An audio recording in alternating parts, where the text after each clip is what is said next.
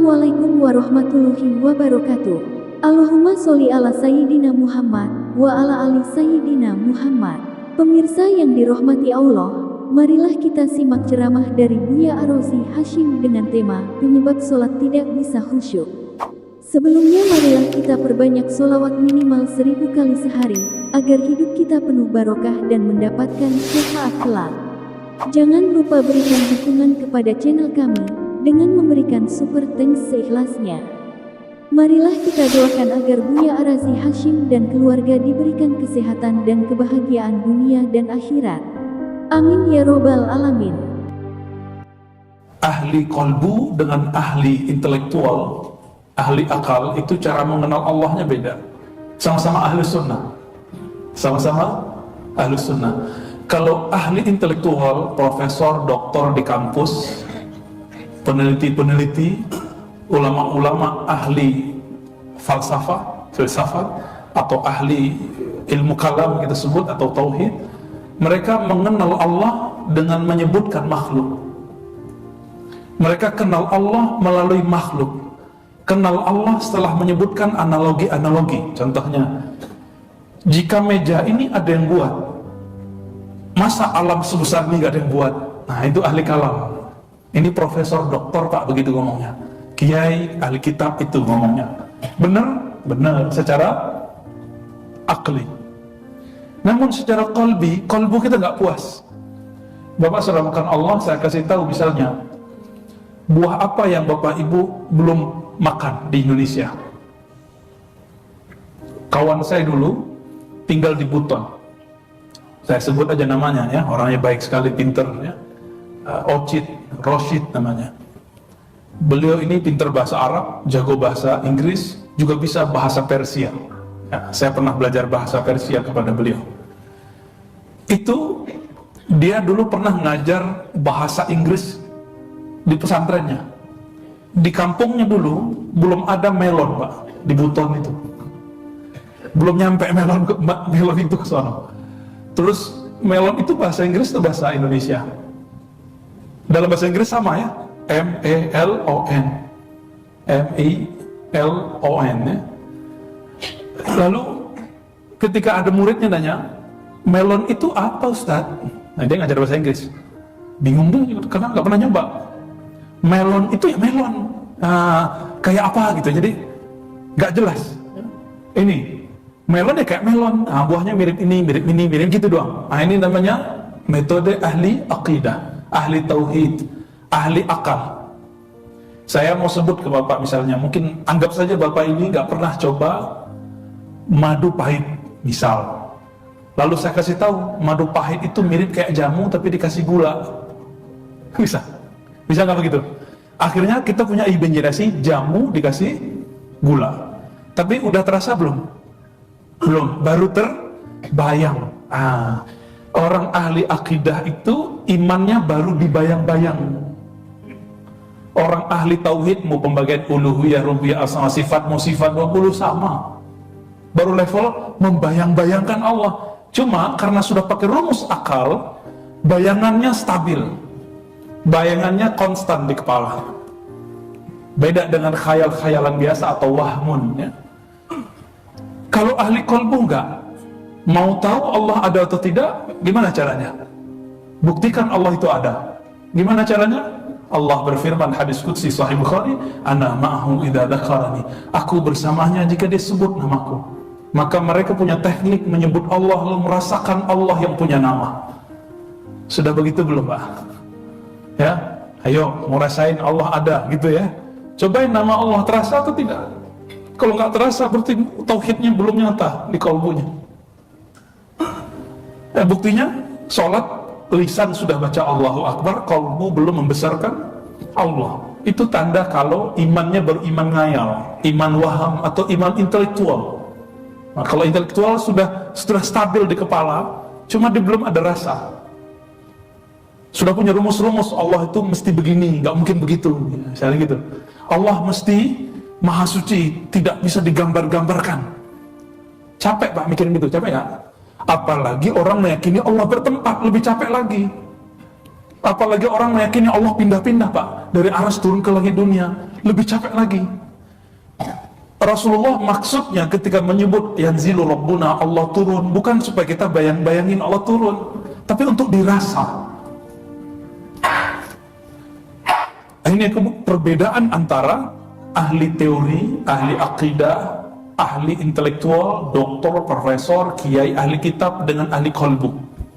Saya mau tanya, Rasulullah itu ahli kitab nggak? Bisa baca kitab nggak?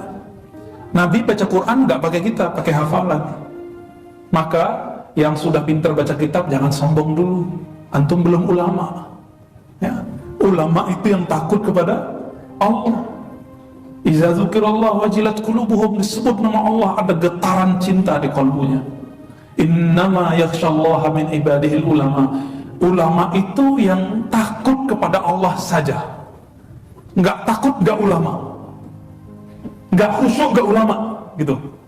Jadi kalau ada ustadz bilang sholat khusyuk itu mustahil, berhenti jadi ustadz, berhenti jadi kiai, jadi murid lagi, berguru lagi, cari guru yang mengajarkan khusyuk. Karena kita mengajarkan khayal yang gak jelas ke murid-murid nanti. Nah ini perlu ya. Jadi ilmu itu gak ada batasnya. Kalau kita gak menemukan ilmu khusyuk, ada orang yang mewarisi khusyuk. Abdullah bin Amr mengatakan bahwa awwalu ma yuqbal Yaumal Qiyamah atau qabla Yaumil Qiyamah al-khusyuk. Yang pertama kali dicabut sebelum hari kiamat adalah rasa khusyuk. Ini yang disebut ahli qalbu tadi. Khusyuk itu bukan mata yang nunduk, bukan kepala yang ke depan gitu, ke bawah gitu, bukan. Khusyuk itu perkara qalbu. Kalau jatuh cinta ke seseorang, ingat dia, sebut dia, atau ketemu dia di jalan, berdesir nggak? Berdesir. Serius, berdesir. Itu awal jatuh cinta. Antum kalau jatuh cinta kepada Allah, itu ada desirannya. Dan itu desirannya nikmat sekali. Seru nggak jatuh cinta itu? Seru sekali, Pak. Seru sekali. Karena itu, kalau jatuh cinta kepada Allah itu getarannya lebih dahsyat. Maka beberapa orang pingsan-pingsan kalau jatuh cinta kepada Allah. Itu disebut fana, tenggelam dalam cinta. Karena cintanya lebih kuat dari perasaannya, pingsan-pingsan, Pak. Nabi Musa pingsan nggak? Pingsan, walaupun tafsirnya macam-macam. Tapi dalam ahli qalbu, dalam ilmu zikir, Nabi Musa itu pingsan bukan karena apa-apa, tapi karena kekuatan cintanya lebih besar daripada kekuatan fisiknya. Kalau Nabi Musa bisa pingsan, apalagi kita. Maka saya awal-awal belajar zikir umur 12-13 tahun dengan guru saya Abu Ya Hasan Al-Basri, Syekh Muhammad Nuruddin. Itu sering pingsan-pingsan, Pak. Anak kecil soalnya, masih kecil. Tapi pingsannya bukan ke belakang ya, ke depan aja ya. La ilaha illallah, udah hilang kita. Ya, nggak ada lagi, nggak ingat apa-apa lagi. Gak kuat menahan beratnya nama Allah itu. Baru saya faham makna hadis Nabi SAW. Apa kata beliau? Jika kalimah tauhid ini ditimbang dengan langit dan bumi, lebih berat kalimah tauhid itu. Itu umur 12-13 tahun saya belajarnya, alhamdulillah. Tapi ternyata saya ketemu lagi orang dari umur 7 tahun sudah begitu. Dari umur 7 tahun sudah begitu ya. Masih ada orangnya hari ini, masih hidup, masih umur 50-an. Nah ini perbedaan ilmu tauhid versi ahli intelektual, ahli teori dengan ahli kolbu. Silakan cari ahli kolbunya ya. Dicari ahli kolbunya, belajar bagaimana cara dia merasakan Allah Ta'ala. Membasarkan Allah. Apalagi petuah-petuah Imam Abul Hasan Ibn Sa'ir, beliau mengatakan, man tawalat alaihi humudmud dunya falyadhkurhu hamman la yazul liyastariha minha. Siapa yang dirundung, dicoba, diuji dengan humumud dunya. Apa arti humum? Perkara-perkara berat dalam dunia, urusan-urusan, masalah-masalah yang bikin kita kepikiran. Cara ceknya gampang, Pak. Ke bawah nggak masuk sholat, masalah kita itu. Kalau ke bawah masuk sholat, pada sholat itu wilayah, bagian, ranah terdamai ya, paling tenang. Kok masih mengganggu? Bagi yang punya pekerjaan, pekerjaannya. Kalau guru, ya ngajarannya, dosen, ya bahan-bahan pengajarannya, pengurus masjid, ya pengurusan masjidnya, jamaah, ya urusannya dengan sekitar-sekitarnya. Jika itu mengganggu sekali, apa kata beliau? Falyazkuru hamman la yazul. Hendaklah dia pikirkan, dia ingat-ingat, nanti dia akan ketemu urusan yang lebih berat dari semua ini, dan semua itu tidak akan hilang. Apa maksudnya? Yaumul qiyamah, ujungnya adalah neraka. Jadi Imam Ibnu Athaillah memperkuat kalimat ini. Apa kata beliau? Siapa yang menyesali kok dunia itu susah ya, berarti dia nggak paham dunia itu apa. Dunia itu ya susah. Satu kali Nabi SAW ajak sahabat jalan-jalannya sampai di suatu lembah. Itu lembah khusus tempat buang air besar sama buang bangkai-bangkai. Apa kata Nabi? Tahukah kamu hakikatul dunia? Hakikat dunia itu apa? Tuh kamu lihat, bau, ya, dibuang, nggak nyaman. Orang kalau masuk ke sana pengen cepet keluar. Itu sebabnya Nabi menyebut ad-dunya sijnul mu'min. Dunia itu penjara mukmin. Semoga Allah mengampuni dosa-dosa kita, ya. Allah mengampuni dosa qalbu kita, dosa pikiran kita yang membelenggu ini. Itu betul-betul membelenggu, ya.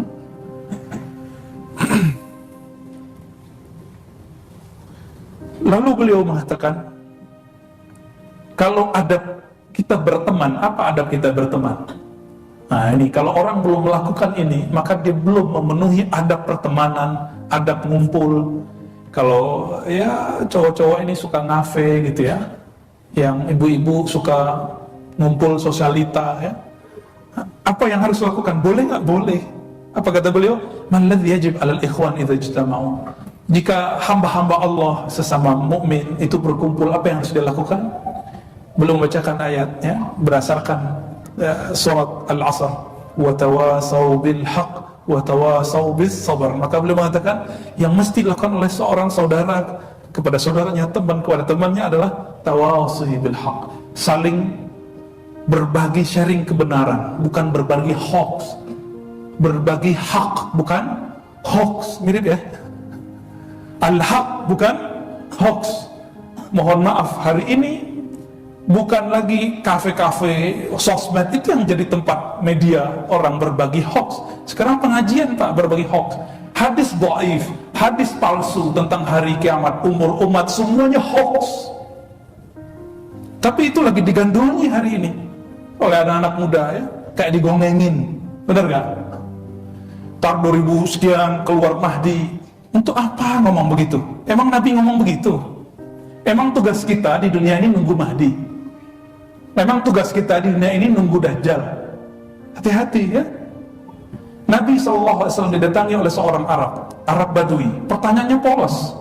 Ya Rasulullah, mata sa'ah. Wahai Rasulullah, kapan kiamat terjadi? Apa jawaban beliau? Ma'adattalaha. Kamu gak usah nanya kapan waktunya, tapi apa persiapanmu untuk kiamat? Itu yang benar.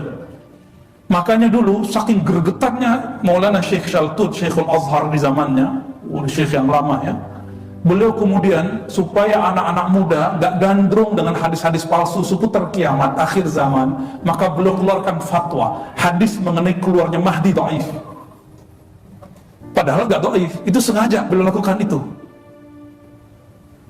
Sekarang muncul Pak, muncul nih ya. Maka saya juga lagi mengamati, ini sejauh mana sih mereka nyebutin hadis, sampai ada 400 hadis seputar kiamat ya. Dan itu banyak hadis dhaifnya. Kiamat itu perkara akidah atau perkara ibadah atau perkara apa? Akidah. Boleh nggak pakai hadis dhaif? Nggak boleh. Buang-buang waktu, buang-buang umur. Ma'adattalaha. Kembali ke hadis yang sahih. Apa yang kamu persiapkan untuk itu? Malu kepada Allah, malu kepada Rasulullah, malu kepada Jibril. Jibril bertanya kepada Nabi, ya Muhammad, mata sa'ah, kapan itu kiamat? Apa jawaban beliau? Mal mas'ul anha bi'a'lama minas sa'il. Yang ditanya yaitu Muhammad sallallahu alaihi wasallam, bukan ustaz. Nabi Muhammad sallallahu alaihi wasallam tidaklah lebih tahu daripada yang menanya. Siapa itu yang bertanya? Jibril. Tiba-tiba sekarang orang berani pakai hadis palsu mengatakan umur umat sekian. Mahdi keluar tahun sekian. Itu bukan tawasau bil haq, itu tawasau bil hoax. Insya Allah kalau mau nanti kita buat daftar-daftar hadis-hadis palsu mengenai akhir zaman itu, nanti kita kasih ya. Dan itu bikin gregetan sudah, cocok logi semua, dicocok-cocokin. Auzubillah min dzalik. Ilmu agama, akidah kok dicocok-cocokin. Cocok-cocokin itu ada di ilmu tafsir, namanya munasabatul Quran. Ilmu mencocokkan ayat ini dengan ayat itu ada kaedahnya. Masa ada kaedah begini? Jika nanti hari kiamat terjadi, itu dimulai, bukan itu kalimatnya. Jika bulan puasa dimulai hari Jumat, lalu tanggal 15 yang terdengar dentuman besar, maka setelah itu akan terjadi kekacauan di Arab. Allahu Akbar. Itu hadis palsu. Tapi orang ini berani mengatakan apa? Hadis dhaif jika sesuai dengan kenyataan, maka dia naik menjadi sahih. Coba antum belajar hadis di mana? Ketemu gak kaidah begitu? Bikin rusuh aja ya. Ini banyak orang-orang kemudian nanya kita, Ustaz, ini kok gimana nih Ustaz? Jadi kayak ketakutan. Saya belum nikah Ustaz. Allah, nikah keberapa kali maksudnya ya? Serius amat ya. Saya yang serius ya, sorry. Teman-teman semua, seandainya Nabi hidup hari ini, Nabi akan memarahi mereka. Kenapa? Nabi ngomong apa? Tidaklah yang ditanya lebih tahu daripada yang bertanya. Itu Jibril sama Nabi Muhammad tuh. Lalu hadis orang Arab, hadis sahih, apa yang engkau persiapkan untuk kiamat? Ustaz, saya bersiap untuk kiamat dengan latihan kuda dan panah. Allahu Akbar. Emang begitu Nabi merintahkannya? Bukan Pak, kuda dan berlatih panah itu olahraga yang disukai Rasulullah. Silakan olahraga itu, bukan untuk menunggu Dajjal. Mati antum nanti kalau pakai itu ya. Dajjal itu tangan kanannya neraka, tangan kirinya surga, kecepatannya cepat sekali. Pakai panah habis kita. Oh Ustadz, nanti Pak akan gak ada lagi semua teknologi ini. Iya, itu nanti masih lama. Kalau masih ada orang ngaji Sahih Bukhari, masih ada orang tahlil, masih banyak orang zikiran, masih banyak majelis-majelis seperti ini, insya Allah Allah akan undur itu. Dalam ilmu sosiologi ini disebut gejala mesianisme. Mesiah, kalau bahasa kita Ratu Adil Juru Selamat. Itu teori lama Pak.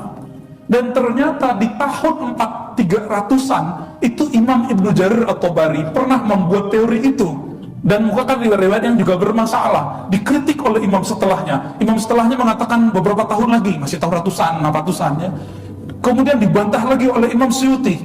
Imam Suyuti mengatakan enggak terjadi itu tahun 600 kiamat, enggak keluar tuh Dajjal sama Mahdi. Terus Imam Suyuti ingin membantah itu, lalu beliau carilah hadis. Tapi hadisnya juga beliau enggak katakan sahih. Beliau mengatakan enggak ada yang sahih di situ, tapi kira-kira untuk membantah mereka pakai riwayat ini. Bahkan Imam Suyuti memprediksikan umur umat itu sekitar tahun 1500-an gitu. Tapi itu beliau juga ragu Pak sebenarnya. Beliau gak memastikannya. Tiba-tiba sekarang kok dikasih-kasih angka, itu gimana ceritanya ya. Taubatlah ya. Wa tawasau bil haq. Jangan hoax.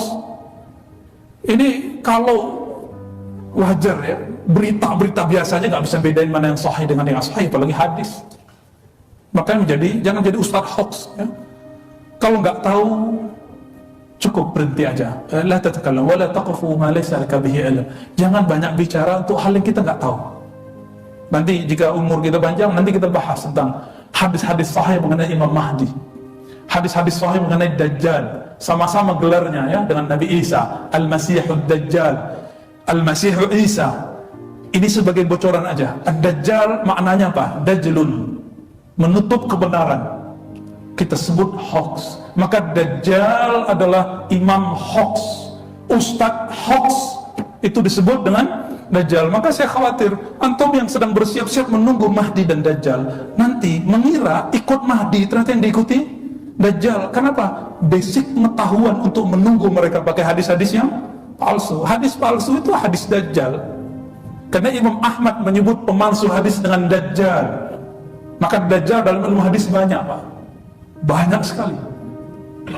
Oleh karena itu hati-hati. Dan betul kata Nabi, nanti kalau Dajjal turun, Dajjal keluar, orang yang merasa dirinya benar itu dia salah sebenarnya, karena dia sedang mengikuti Dajjal, bukan Imam Mahdi. Ya, jadi ngomongin Mahdi panjang-panjang ya, karena teringat kalimat ini, tawasau bil haq. Jika ingin mencapai kesuksesan rohani, maka kita harus daya jasmani. Bukan daya jasmani itu untuk jasmani sebenarnya. Maka orang berpuasa untuk daya itu beda hasilnya dengan puasa untuk rohani, beda hasilnya. Orang yang puasa untuk rohani, dia akan mendapatkan ketajaman kolbu. Maka coba aja cek orang-orang yang punya puasa Senin Kemis aja. Gak usah dulu Daud, gak usah dulu puasa tiap hari. Karena kalau setiap hari kan di fikih diperdebatkan. Tapi Senin, Kemis, Daud itu semuanya ittifaq, sepakat. Setiap orang yang berpuasa ini minimal 40 hari lewat, itu kolbunya udah mulai tajam. Ketajaman kolbu itu bisa dirasakan sendiri loh ya, bisa dirasakan sendiri. Apalagi kalau sudah bertahun-tahun. Maka Nabi SAW itu mengatakan, ketika sahabat gak makan sekian hari Nabi kasih, terus mereka nanya, ya Rasulullah, engkau tidak makan? Apa kata beliau? At'amani Rabbi wa saqani. Yang ngasih makanku itu Allah, bukan kalian. Tapi Nabi jarang-jarang ngomong begitu. Ya, coba kalau Nabi sering-sering ngomong gitu, jadinya kayak Abu Darda. Abu Darda nggak mau makan siangnya, nggak mau tidur malamnya. Namun makomnya belum nyampe, yang sudah nyampe namanya Salman Al-Farisi. Maka datanglah Salman Al-Farisi, saudara angkatnya. Jadi Nabi angkat mereka jadi saudara. Apa kata Salman? Ketika dihidangkan sarapan pagi, sarapan paginya orang Arab itu udah duha, udah panasnya. Dihidangkan, apa kata Abu Darda? Kul wa ana sha'im. Makanlah, tapi saya puasa. Dimakan nggak Mas Salman? Enggak, saya nggak mau makan sampai kamu makan. Abu Darda dapat hadis, ikramut duyuf, ya, menghormati tamu itu adalah tanda keimanan. Akhirnya dia makan, dibatalin puasanya dari pagi sampai jam 10 itu. Malam, kata Abu Darda, ini selimut, ini kasur, tidurlah. Saya mau wiridan. Wah, keren gitu. Saya mau wiridan gitu Pak. Kayaknya keren ya. Tapi ternyata ini sudah lewat garis. Apa kata Salman? La anamu hatta tanam. Saya nggak mau tidur sampai kamu juga tidur. Akhirnya tidurlah dia. Tapi itu kejadiannya sudah berapa kali? Setelah berkali-kali, baru kemudian dia tertidur. Ternyata Abu Darda baru tidur 10 menit dia bangun. Apa kata Salman? Yang tidur. Karena Salman lebih tua. Tahu umurnya Salman berapa? Umurnya Salman ada 2 riwayat, cuma 2. Tentu percaya itu tidak ya. Imam Zahabi mengatakan satu riwayat umurnya 250, satu riwayat 350. Karena beliau sudah menguasai kitabnya orang Majusi, Zoroaster, mau dijadiin kiai, pergi ke Damaskus, ketemu ahli kitab, orang Yahudi, hafal kitab Taurat, meninggal gurunya. Apa kata gurunya? Setelah ini akan ada lagi ajaran baru, tapi belum muncul, cari dulu pengantarnya. Maka ketemu rahib Nasrani. Terakhir baru kemudian dikatakan dihafal Injil. Nanti akan muncul seorang yang bernama orang terpuji, dia muncul di negeri yang banyak kurmanya. Datanglah ke sana. Meninggal gurunya itu kira-kira umurnya udah berapa tuh? Udah lebih dari 180 tahun. Udah panjang sekali ya. Udah hampir 200. Jadi saya percaya, dan memang orang-orang Persia, Babilonia itu umurnya panjang-panjang. Jangankan gitu, di kampung saya ahli qiraat namanya Syekh Abdurrahman, itu umurnya 150 tahun. 100 tahun baru pulang dari Mekah, lalu buat pesantren namanya pesantren Al-Manar, itu di daerah Payakumbuh. Lalu bangun pesantren dan maju sekali, sehingga orang-orang Riau dari kampung Siak itu nyantri di sana. Disebutlah orang Surau santri itu dulu dengan orang Siak. Itu awalnya dulu. Tapi sekarang udah nggak lagi ya. Namun saya juga sering ke Riau. Emang orang Riau itu mirip orang Jawa Pak kalau ngaji. Patuh-patuh gitu ya. Mereka kalau ngaji itu betul-betul serius. Suka dengan yang soleh-soleh, suka dengan orang alim. Dan kita ngelihat seperti itu. Semoga mereka diberkahi oleh Allah. Amin. Jadi apa kata beliau? Ahli tauhid itu ketika memandang sesuatu yang dia pandang hanya Allah, semuanya milik Allah. Maka ketika ada suatu ujian, Allah mengatakan wa ma asaba min musibatin illa bi'idznillah. Tidaklah Allah menimpakan sesuatu kecuali dengan izinnya. Kalau Allah sudah izin, berarti kejadian itu sudah sesuai dengan kita. Sudah sesuai dengan kita. Karena Allah itu paling tahu kondisi kita. Bapak saudara Allah, sebelum kita minta doa, Allah sudah tahu belum? Ya. Maka Allah itu hanya memberi di saat kita butuh, bukan di saat kita pengen. Orang yang diberikan di saat dia pengen, dia tidak dapat nikmat. Yang dia dapat namanya istidraj. Apa arti istidraj? Zahirnya nikmat, batinnya azab. Ciri-cirinya apa? Ketika bertambah nikmat, bertambah maksiat. Itu yang saya takuti. Ya, setiap hari itu yang kita takuti. Nikmat itu bukan fulus doang. Setiap hari dapat nikmat mata enggak? Setiap hari dapat nikmat udara, nikmat bisa jalan kaki, nikmat bisa bawa motor, nyetir mobil, jalan, semua itu nikmat. Lalu semua itu kita gunakan untuk nambah maksiat. Berarti itu istidraj. Dan orang-orang istidraj itu sanastadrijuhum min haitsu la ya'lamun. Kami akan siksa mereka dari saat, pada waktu, pada tempat yang mereka tidak sadari. Maka setiap hari istighfarnya sekarang nambah. Astaghfirullah dari sesuatu yang zahirnya nikmat, batinnya azab. Itu kemudian. Maka kalau nggak ada tauhid ini, kita nggak akan merasakannya.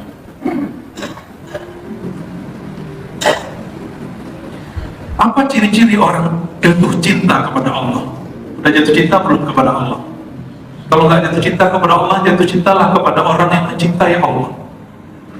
Jangan coba benci. Ini malah taklimnya taklim kebencian. Jangan ya. Orang suka zikir kok malah diserang. Orang suka wiridan kok malah suka dari bidah. Ya. Apa kata beliau? Al-hubbu yujibu syauqan. Cinta itu meniscayakan, mengharuskan adanya syauq. Apa arti syauq? Cekof, rindu. Benar nggak? Kalau jatuh cinta kita rindu nggak? Ya. Kalau kita rindu jatuh cinta sama seorang guru, kita akan ingat terus dia. Belum lama ini ada teman saya, dia sudah jatuh cinta sama gurunya, mengamalkan ilmu gurunya setiap hari. Tiba-tiba kajian gurunya dibid'ahkan oleh kawannya. Tapi kawannya, Ustaz, bergelar lagi, dia nggak bergelar. Akhirnya dia tinggalkan amalnya. Bertahun-tahun ditinggalkan. Tapi setiap kali dia mau zikir, kok rasa rindu itu nggak hilang. Berontak, ternyata ketemulah dengan saya. Ya. Dan dia kemudian bertanya, ini apa yang saya alami? Oh ternyata ini. Saya kasih dia indikator. Dalam hadis Imam Abu Nu'aim, hadisnya hasan, bagus. Ciri-ciri wali Allah itu siapa? Mau tahu ciri-ciri wali Allah? Ciri wali Allah bukan yang pakai gamis, pakai serban, pakai begini, pakai kopiah, enggak. Bisa enggak? Bisa iya. Ya? Normalnya sih iya. Wali itu berserban, berkopiah, normalnya ya, tapi banyak juga yang enggak. Apa kata Nabi ketika ditanya, man awliyaullah, siapakah wali-wali Allah? Jadi bukan siapakah yang bermanhaj Syafi'i, bermanhaj Salafi, berthariqah Naqsyabandi, bukan berthariqah Qadiri, enggak penting itu. Yang penting man awliyaullah, siapakah kekasih Allah itu. Maka cek, mau dia Salafi, mau dia Sufi, mau dia Naqsyabandi, mau dia Qadiri, mau dia apapun. Apa kata Nabi? Man idza ru'u dzukirallah. Orang yang kalau kamu pandang, kamu dengar, kamu ingat, kamu kenal, mengingat mereka, memandang mereka, membuat kamu ingat kepada Allah Ta'ala. Dzukirallah, mengingatkan kamu kepada Allah. Sudah dapat belum? Kalau sudah ketemu guru begitu, ambil benar-benar ilmu darinya, ambil zikirnya, ambil riyadhah malamnya, ambil petuah-petuahnya. Itulah guru kita. Guru itu banyak, tapi kadang dia ada jodohnya. Kita ingat dia, ingat Allah, tapi kayaknya kurang dekat nih. Berarti itu guru kita, ada guru yang lain. Ini hadis diriwayatkan oleh Imam Abu Nu'aim dalam beberapa lafaz. Di lafaz yang lain, man khairun nas, siapakah manusia yang best, yang terbaik? Jawabannya sama.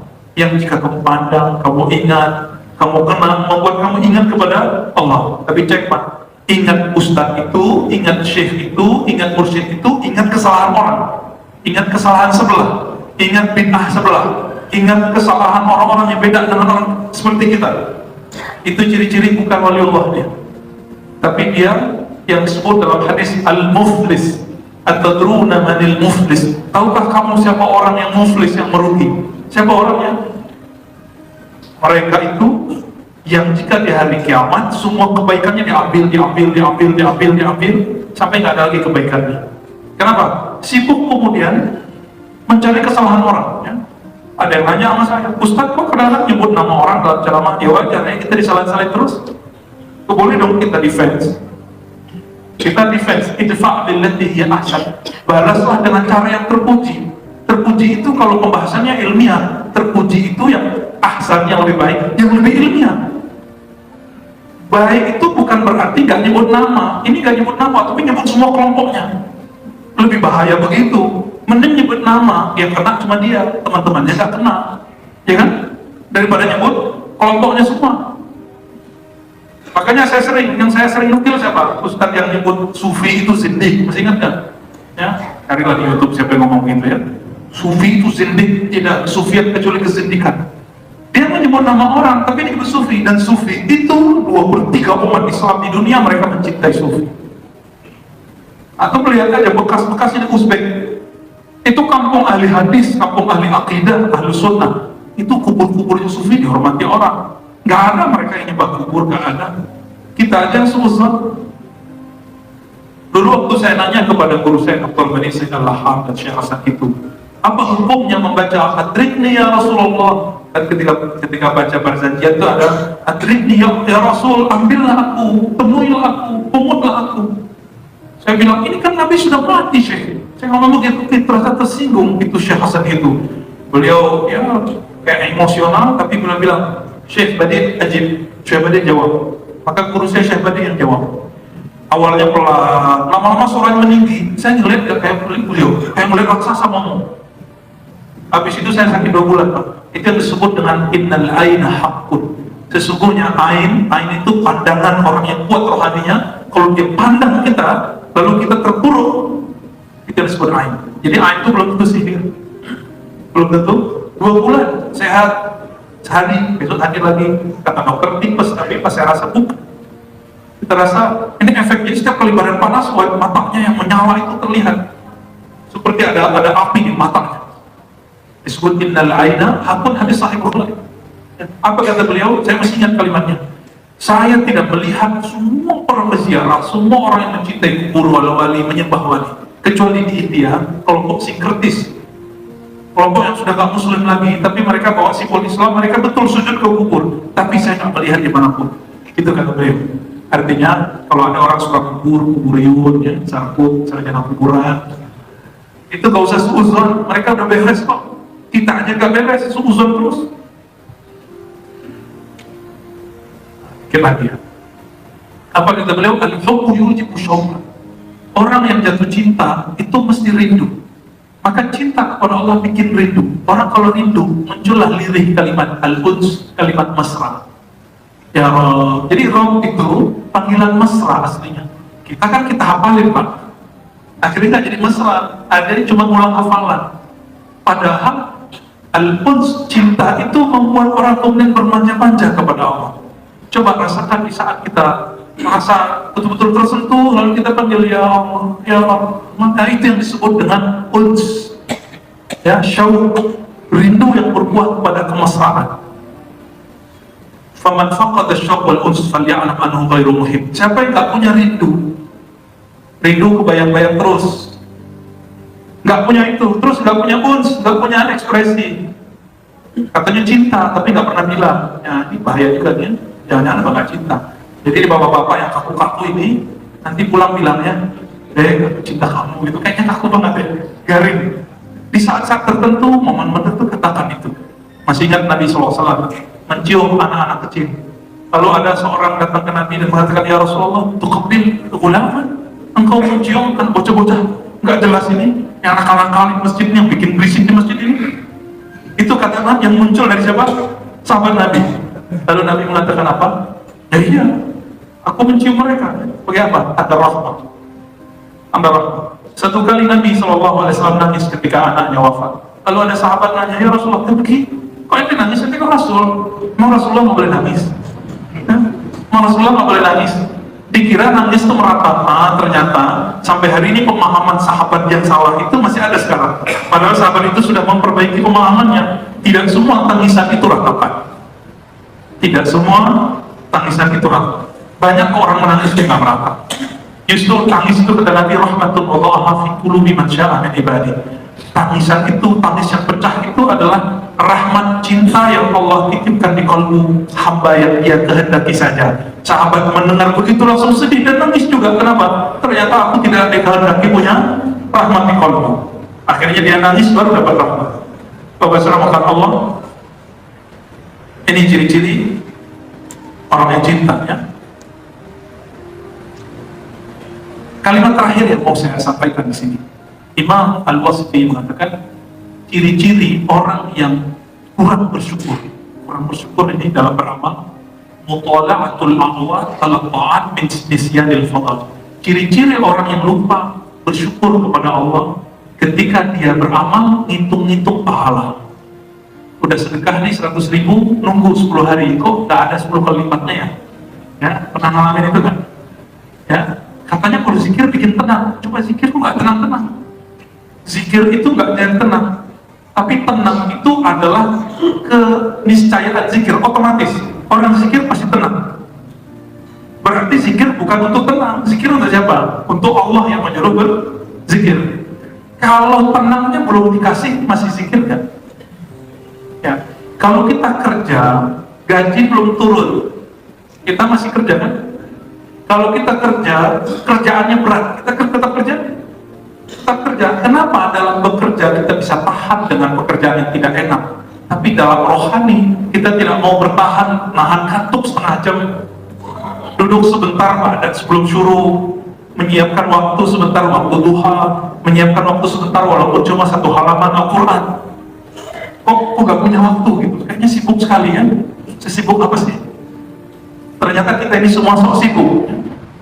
Semua fasilitas hari ini tambah mudah, benar nggak? Justru yang sibuk itu orang dulu, bukan orang sekarang. Kenapa? Kalau mau hidupin lampu gimana dulu? Oh, cari dulu minyak tanah di Siluan. Saya kan waktu masih SMP belum dapat listrik, Pak. Padahal tengah kota itu. Jadi kota itu yang lain saya di pojok dekat kuburan tinggalnya. Jadi nggak ada yang minat untuk bangun rumah di situ. Sekarang ini nggak ada. Ya? Itu kita kalau mau baca kitab, oh masya Allah berat sekali. Saya harus pakai lampu apa namanya? Ya lampu teplok gitu ya. Kalau di kampung orang tua punya lampu dama. Dama itu artinya kemiri. Dulu pakai minyak kayak kemiri, tapi itu udah nggak ada. Ya. Ditaruh, hasilnya bisa baca kitab sekarang. Jadi, dulu itu lebih sibuk. Kalau sekarang tinggal, gitu ya, isi pulsa selesai. Namun kita ternyata merasa lebih sibuk dari orang-orang dahulu. Kita merasa lebih repot dari orang-orang terdahulu, padahal fasilitas sekarang sudah banyak. Bapak saudara Allah, maka ciri-ciri orang yang kurang syukur, suka hitung-hitung pahala. Mulai malam ini, detik ini, beramal saja, tidak usah mikirkan pahala. Gak usah kalau zikir nyari tenang, gak usah lagi enak, gak enak, khusyuk, gak khusyuk zikir. Karena Tuhan kita bukan khusyuk, Tuhan kita bukan pahala. Yang kita sembah namanya Allah Rabbul Alamin. Dia punya hak. Orang zikir mau dikasih khusyuk terserah dia, mau dikasih nyaman, tenang terserah dia. Jadi berdasarkan itu Bapak saudara Allah mulai rutin beramal, rutin. Hanya orang yang selalu mengetuk pintu langit itu lalu dibukakan. Yang jarang ngetuk, sekali-kali ketuk, ya nggak dibuka-bukain. Ja'alanallahu minal muhibbin wal muhibbin. Semoga Allah menjadikan kita yang hadir ini hamba yang jatuh cinta kepada Allah, orang yang jatuh cinta sering ingat kepada Allah. Allah marzuqna hubbaka, ya Allah tumbuhkan dalam qalbu kami, berikan kepada kami hubbaka, cinta kepada-Mu, rasa cinta kepada-Mu, hubba ma yuhibbu, mencintai hamba-hamba yang mencintai-Mu, mencintai nabi-nabi-Mu, mencintai wali-wali-Mu, mencintai guru-guru yang ikhlas kepada-Mu. Allahumma arzuqna hubbaka wa hubba yuhibbuk. Allahumma akhtim lana bi husnil khatimah. Rabbana atina fid dunya hasanah wa fil akhirati hasanah wa qina adzabannar. Ya Allah, tutup hidup kami dengan penuh cinta kepada-Mu. Husnul khatimah, amin rabbal alamin. Wa sallallahu ala nabiyyina Muhammad walhamdulillah. Assalamualaikum warahmatullahi wabarakatuh.